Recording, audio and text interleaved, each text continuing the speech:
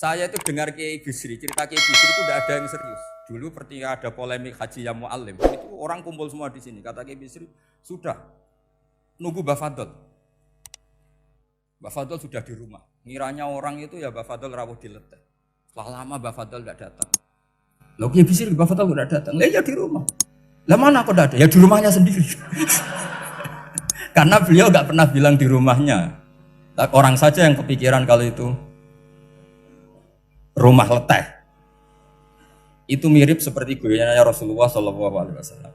Nabi itu kalau guyon itu tidak pernah bohong. Makanya di tiba itu disebut wayam zahu walayakul ilahakon. Nabi itu ya guyon, tapi nggak pernah bohong. Yang bohong kan khayal kamu. Masyhur itu ada orang sepuh sowan Nabi. Di kitab saya itu perempuan, tapi di beberapa kitab lelaki. Saya tidak tahu pastinya berapa. Biasanya ahli hadis mentahmilkan taat dudul kisoten atau taat dudul wakiaten. Oke, kita bayangkan itu perempuan. Ya Rasulullah, saya ini tergesa-gesa, nanti takut kemalaman. Ini orang sepuh. Jadi jangan kamu bayangkan Nabi Suwani wong ayu nom nanti jadi hoax. Orang sepuh. Oh di sini aja, tidak usah tergesa-gesa pulang kata Rasul. Nah nanti gimana, saya jalan kaki ya Rasulullah sampai kampung saya itu nanti malam. Kata Nabi, la ahmilan naki alab nako. Santai saja, nanti tak pinjemin anaknya unta. Kata perempuan tadi, ma fa'altu bibni nako. Apa yang bisa saya lakukan dengan anaknya unta? Sudah tenang saja kata Nabi. Setelah mau pulang, disiapkan unta, ya unta tua, unta layak dinaikin. Ya Rasulullah ini kok unta tua, katanya anaknya unta. Nabi dengan santai, oh masih tua ya anak unta kata. Jadi itu menafsirkan anaknya unta cilik itu kan pikirannya kamu kan. Sebetulnya anak unta itu ya tua pun anak unta. Maka saya itu yang termasuk bangga. Nasib saya nanti insya Allah kayak Gus Mus, kayak Gus Dur. Sampai tua dipanggil Gus. Tapi saya niatnya lebih buruk. Supaya nanti kalau saya salah pantas ngijek Gus. Tapi dalam kompetisi kadang Gus itu kalah. Itu dulu di Pondok Sarang tuh kalau ke WC itu antri. Itu yang di WC didodok. Supaya cepat keluar. Ayo cepat keluar, saya Gus. Dikira teror Gus itu yang di WC menjadi takut. Yang dalam WC gak kalah, saya malah kiai. Iya. Jadi memang kacau, kalau sudah logika itu kacau. Tapi di Ihya kitab yang populer dikaji di pesantren, itu ada babnya. Qadiyat itu pengarang tentang betapa wajibnya takzim sama Rasulullah. Tapi punya bab mizahun Nabi, guyonan-guyonannya Kanjeng. Cuma Nabi seninya tadi wala yaqulu illa haqqan. Meskipun guyon itu enggak pernah bohong, itu butuh seni itu. Bohong apa guyon tapi tidak pernah bohong. Tapi umatnya ada saja yang pernah niru. Ya termasuk Kiai Bisri tadi. Sudah nunggu Mbah Fadl, sudah di dalam. Ketika ditunggu ternyata ya dalamnya Mbah Fadl sendiri, bukan di dalam apa? Leteh. Ada seorang raja yang gemar kawin karena orang Arab gemar kawin. Itu setiap ada perempuan cantik ingin dinikah. Nikah itu masih baik, jadi sama ndak usah anti. Soal kamu dengki sama orang poligami itu ya hasud gitu. Yang layak biar poligami, asal ada yang mau dan siap-siap ada tambah satu hilang satu. Biasanya kan gitu. Singkat cerita dia itu cinta sama seorang perempuan. Nah perempuan itu ditanya-tanyakan sama pemuda situ ajudan dia. Gimana saya boleh nikah itu? Jawabannya tadi kaifatang kihuha wa qad ra'aitu qabbalaha rajulun. Kok kamu nikahi gimana? Saya pernah melihat dia itu dicium seorang lelaki. Kamu itu seorang raja, masa nikahi perempuan yang pernah dicium seorang lelaki? Wah itu miso-miso raja. Udah enggak. Saya ini raja muslim soleh, masa nikahi orang yang pernah dicium lelaki? Suatu saat si pemuda ini menikahi perempuan itu. Mangkelnya bukan main, karena dia saingan sama raja, gak mungkin menang. Satu-satunya menang itu bikin hoax tadi itu. Ini cerita ini di ithaf, di sarahnya Ihya.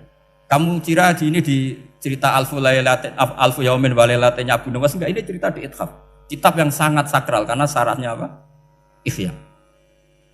Setelah nikah, maki-maki raja. Orang tidak punya harga diri, perempuan pernah dicium orang kok dinikahi. Tadri mandalikar rojul, kamu tahu siapa lelaki itu? Gua abuha, yaitu bapaknya. Oh terajan wasem, nggak ngerti kok. Jadi apa kiai-kiai dulu itu rileks. Sehingga saya datang ke sini ketika diminta sama Mbak Mus. Sebenarnya nggak diminta, diperintahkan. Karena pasti pakai agak-agak otoriter gitu. Karena di atas kita, jauh di atas kita. Mbah Mun guru saja manggil beliau Le. Karena kita tahu Mbah Mus punya ibu, ibunya itu binti Khalil Harun. Mbah Khalil itu, saya punya manakibnya banyak tentang Mbah Khalil Harun. Jadi beliau itu adiknya Umar Harun. Mbah Umar Harun itu dulu alim-alimnya Ki Sarang, setelah Mbah Ghazali itu Mbah Umar Harun. Termasuk Mbah Khalil Harun yang ngaji sama kakaknya Umar Harun. Setelah beliau alim alama, singkat cerita setelah menyelesaikan pendidikan, pindah ke Kasingan itu dibawain santri oleh kakaknya namanya Umar Harun. Nah Mbah Harun itu punya istri namanya Mbah Sinto, itu saudaranya Mbah Ghazali. Makanya Mbah Mun manggil Mbah Mus itu Le, karena Mbah Mun ke Mbah Ghazali itu Mbah Mun Nyai Mahmudah binti Ahmad. Ahmad ini bin Su'aib. Su'aib ini juga menantunya Mbah Ghazali. Terus Mbah Ghazali, berarti Mbah Mun dari Mbah Ghazali generasi kelima. Kalau Mbah Mus kira-kira ya Mbah Mus, Nyai Bisri, Mbah Khalil.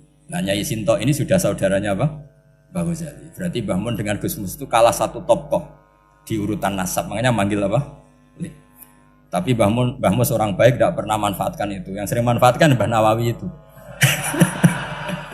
Karena pernah sepuh itu, wah sembrono kalau sama saya itu. Saya di mana-mana itu digosipkan murid beliau. Ya saya ikhlas saja. Itu satu-satunya harga diri Mbah Nawawi, ya saya ikhlas. Saya ikhlasnya. Jadi karena memang saya manggil beliau juga memang pernah nyembah. Buyut saya kandung itu namanya Maimunah, itu mbaknya Mbah Dowi. Jadi saya ini juga Bani Lasem. Buyut saya kandung namanya Maimunah, istrinya Mbah Umar bin Arabi. Melahirkan mbah saya sampai ibu saya sampai saya. Saya teruskan. Jadi cobalah Quran itu dibaca secara fasih. Kalau ingin baca fasih caranya gimana? Kamu harus belajar balaghah, belajar lisanul Arab, belajar mantek, belajar logika. Nah, kalau logika itu tidak sampai, cari muhalnya. Ini fatwanya Said Robdan Al-Buti, juga fatwanya semua ulama usul fikih. Saya ulang lagi ya, kalau logika kamu nggak paham, cari sisi muhalnya. Saya ulang lagi, cari sisi muhalnya. Misalnya kamu angan-angan tentang Allah nggak dok, sedurungnya Allah itu sopo. Misalnya kamu angan-angan gitu. Sama agama tentu itu dilarang, tapi orang filsafat tetap saja nyari itu. Lalu hentikan pencarian itu, yaitu tadi katakan saja hadhil maujudat yastakhilu ayyakhluqahal adam. Sesuatu yang maujud tentu enggak mungkin disebabkan oleh sesuatu yang tidak ada. Fa innal adama la yu'athiru aslan wa la yakhluqu aslan. Namanya sesuatu yang enggak ada pasti tidak berstatus pencipta. Namanya saja enggak ada. Akhirnya la buddha min ayyasbiqu hadzal alam maujudun. Maka alam ini harus didahului sesuatu yang maujud. Lah maujud ini yang oleh Islam disebut Allah Subhanahu wa taala. Sudah selesai di sini. Tinggal delok TV, tinggal ngopi, turu sampai setannya setruk karena nunggu mau bikin was-was itu lagi. Loh saya itu termasuk kiai paling sering lihat sinetron. Kadang ya lihat Mak Lampir itu sering terjadi. Sampai istri saya itu protes, Gus, dengan kata orang banyak orang alim kok senengan itu Mak Lampir. Karena setan mau menggoda saya tentang berpikir Allah. Jadi dia ngenteni. Kok malah mikir Mak Lampir gitu. Setelah lihat Mak Lampir biasanya saya itu lapar, terus makan. Habis makan tidur. Setannya masih nunggu mau was-was. Ternyata saya habis bangun ngopi lagi. Kadang lihat berita orang ditangkap KPK, macam-macam. Ini penting saya utarakan supaya setan itu tidak menang. Jadi ciri utama setan itu kata Rasulullah SAW, setan ini goda umatku, hadhil jibal khalaqaha Allah, hadhil ardo khalaqaha Allah, hadhil bihar khalaqaha Allah, faman khalaqaha Allah. Itu makanya banyak orang jurusan filsafat keblinger karena tanya Allah itu siapa. Kata Rasulullah, jika sampai ini maka kamu harus berhenti. Lo berhenti tanpa dialihkan ke yang lain kan susah. Tinggal aja lihat dulu sinetron. Ya paling gampang ya Mak Lampir, kan ada takut-takutnya sedikit. Karena kalau lihat sinetron anak-anak milenial itu kalau ada artis cantik sampai nangis. Karena istri kamu tidak seperti itu. Jadi ini trik ya. Trik supaya melihat TV tapi tidak nyesal. Makanya saya milihnya Anggreng Darmo, Mak Lampir. Ya saya nggak mikir maknanya, butuhnya setan bin mangkol itu aja.